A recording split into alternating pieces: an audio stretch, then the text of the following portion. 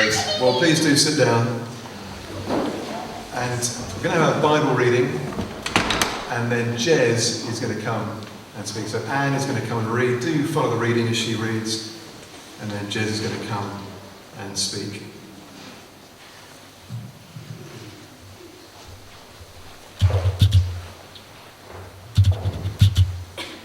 Today's reading is from Romans 12, verses 1 to 2, and 13, verses 11 to 14.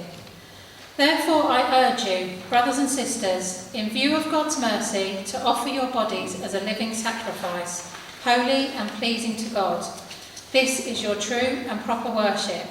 Do not conform to the pattern of this world, but be transformed by the renewing of your mind. Then you will be able to test and approve what God's will is, his good, pleasing and perfect will. And do this, understanding the present time. The hour has already come for you to wake up from your slumber, because our salvation is nearer now than when we first believed. The night is nearly over, the day is almost here. So let us put aside the deeds of darkness and put on the armour of light. Let us behave decently, as in the daytime, not in carousing and drunkenness, not in sexual immorality and debauchery, not in dissension and jealousy. Rather, clothe yourself with the Lord Jesus Christ, and do not think about how to gratify the desires of the flesh. This is the word of the Lord. Thank you, God.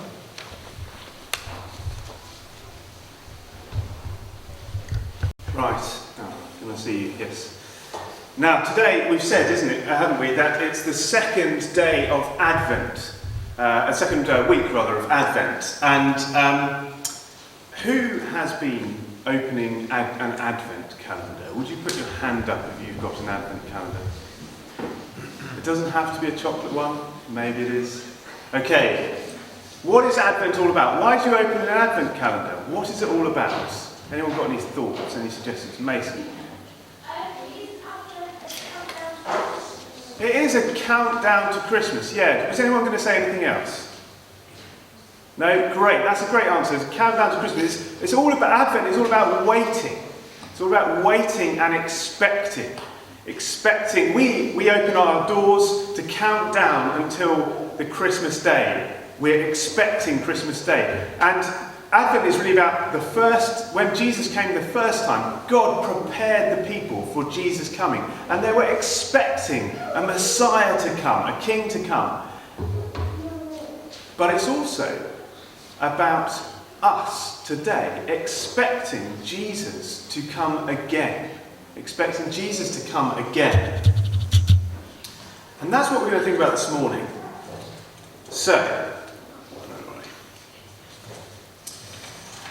I've got a little quiz for you, and I'm going to have to keep coming over here for the PowerPoint, but... Oh, brilliant, yes, thank you. So, could you put it on to the next one? One more, there we go. Okay, so I want you to imagine that you have got a football match later today, that you are playing, you are the star in your team.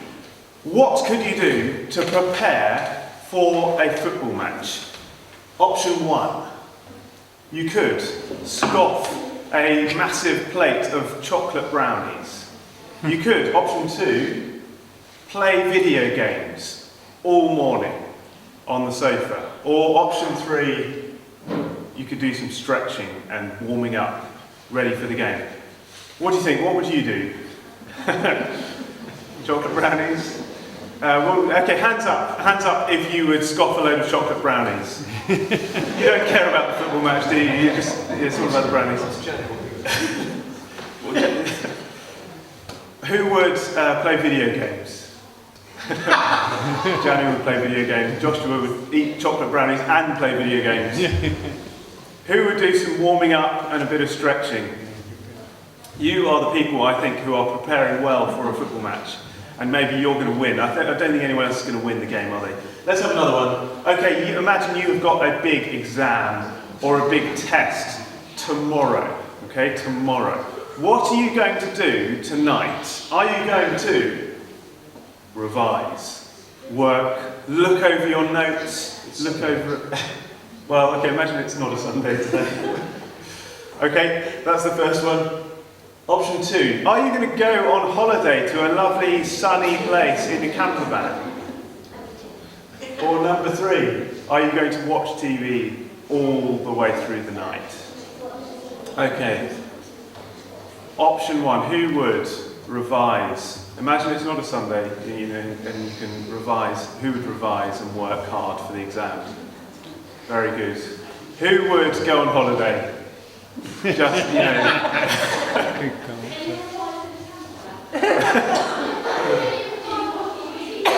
Sorry, Mason. Who would watch TV? Okay. Right, I think there's one more. Okay, it's a really big day. Maybe there's an exam, maybe there's a football match, maybe there's something else. It's a big day there for you, okay? The alarm clock goes on first thing in the morning, and what do? Do you make a den in your bed and play in it? Do you get dressed, do your teeth, have your breakfast, have a shower? Or do you roll over and go back to sleep for another couple of hours? Okay, who would make a den in your bed? Who would get up, get dressed, do your teeth and all that?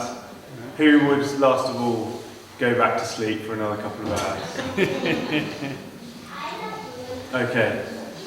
Well, it's very interesting. I wasn't really paying attention, but I wonder if there were some people who knew what the right answer was and they went for it every time. They were revising, they were getting stretching and everything. And some people who just don't care about anything, and you were just enjoying the chocolate. When we know what time it is, we do really. I mean, in real life, we would prepare, wouldn't we? We would prepare. We wouldn't go on holiday because that's just crazy in real life. When we know what time it is, we prepare, don't we? So, Advent, what time is it? What time is it for us? What time is it? In that passage that we just heard, that Anne read out to us, the writer of that letter, Paul, said, the time is nearly here when Jesus, King Jesus, will come again. The time is nearly here. Now, do you have an alarm clock yourself at home? Do you have an alarm clock? We have at home, at home, Anna Rose and Lydia have an alarm clock that looks a bit like this. It's blue through the night and then it goes yellow. There's the next slide. It goes yellow when it's time to get up in the morning. And actually for them it's a bit more stay in bed until it goes yellow. But for most of us it might be when it goes yellow, that's when you get up, when the alarm goes off.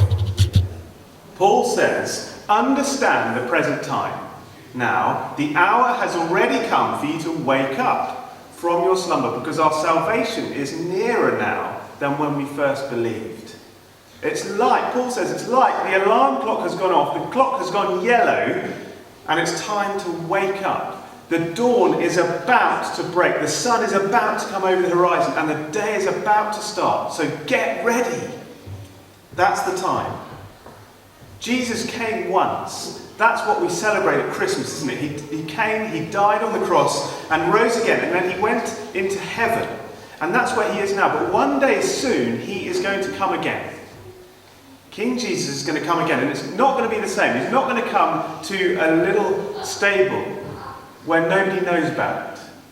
When he comes again, the Bible says everybody in the whole world will know that he is here. And everyone who has ever lived, you and me and everyone else who has ever lived, will come before him and he will judge. And for those of us who follow Jesus, who've come to Jesus and said, I am a sinner, like we thought with that first song, I am a sinner and I need you. Please help me, Dr. Jesus. For those of us who've said that, that's going to be a wonderful day, isn't it? When Jesus comes, because he's going to know us, he's going to love us, he's going to welcome us into his wonderful new kingdom. Those of us who say no to Jesus, that day is a very terrible day. Because those people will be cast out forever. What time is it now? What time is it now? Well, it's nearly time when Jesus is coming again. It's nearly time. that's the time. What do we do to prepare? What do we do to get ready? Well, Paul says in that letter, he says, wake up and get dressed. Wake up and get dressed. He says, clothe yourself. Put on the clothes of Christ. Clothe yourself with Christ. Now, imagine... yes. No, we'll come back to that. Imagine that I am going to play in a football match today. My alarm clock has gone off. How should I dress? I've got two options this time.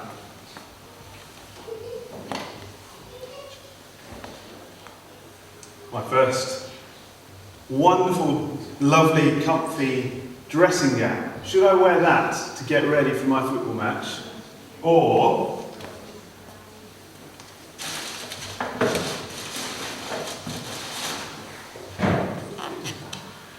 should I wear football boots,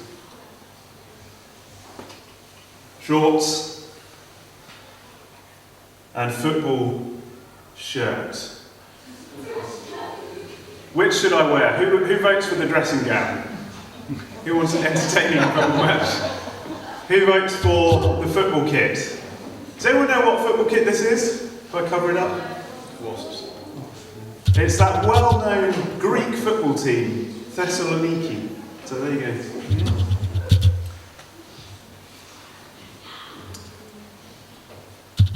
You need to wear the right things for the football match, don't you? You need to wear the right kit. A dressing gown's not appropriate.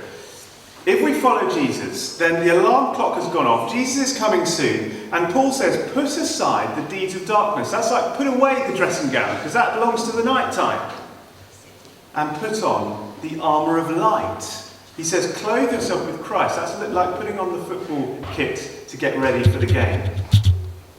And I want us to think about, just briefly, what that means in real life with an example. And the example is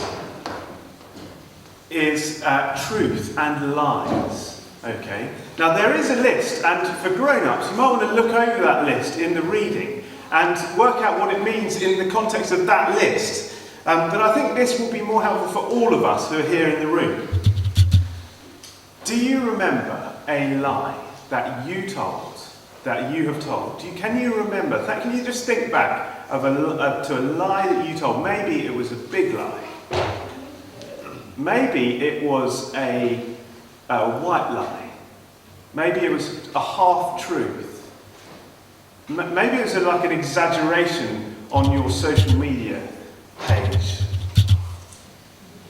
Now, I want you to think, why did you tell it? Can you try and think, why did you tell that lie that you're thinking about? You don't need to tell anyone else, you just need to think about it. Was it perhaps because you wanted people to like you more? Was it perhaps because you had done something wrong and you wanted to cover it up? Was it because you were afraid? Well, Paul says, put aside the deeds of darkness. Take off your pyjamas and put on the football kit. Don't tell any white lies, or any lies. Don't tell any lies anymore. And instead, clothe yourself with Christ. Be truthful. And be truthful because you are so secure in Jesus that you don't fear discovery or anything else anymore. Now, I want you to know that Jesus knows every wrong thing that you and I have ever done. You can't hide it from him. You can lie to lots of people. You can't lie to Jesus. But Jesus isn't like most people. Jesus, instead of condemning you and instead of hating you for your sin, for what you've done wrong, Jesus comes to you and he loves you. And he's given his life so that you can be forgiven and your guilt taken away. Do you know that you one day you will not lie evermore? You will never tell another lie when Jesus comes again. You won't need to tell another lie. And you won't want to, because every sin that Jesus has forgiven will be another reason to sing praises to him and not a thing to be ashamed of. And so Paul says, That's the future. Now, we don't need to lie today either. We don't need to lie to make Jesus like us. We don't need to lie to cover things up. And also, every Christian, everyone who follows Jesus is the same. We are all forgiven sinners, so we mustn't and we can't lie to each other. That's just an example. Take off lying. That's like wearing pyjamas to a football match, and put on Jesus as your armour of light and speak the truth. Jesus is coming soon, so wake up and get dressed.